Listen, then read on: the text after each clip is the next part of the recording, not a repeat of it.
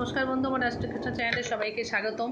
7টি বার নিয়ে আলোচনা করছি। তো রবিবার, সোমবার, মঙ্গলবার, বুধবার আলোচনা হয়ে গেছে, আজকে করব বৃহস্পতিবার।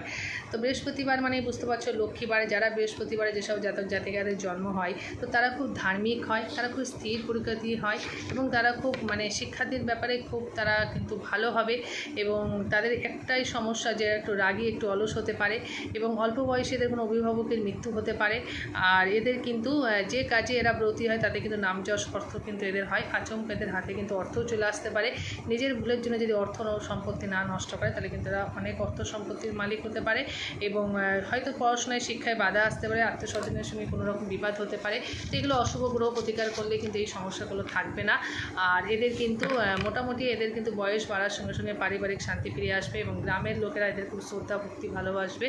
তো যে এর মধ্যে যে খারাপ দোষগুলো বা খারাপ গুণ সেগুলো অশুভ গ্রহ প্রতিকার করলেই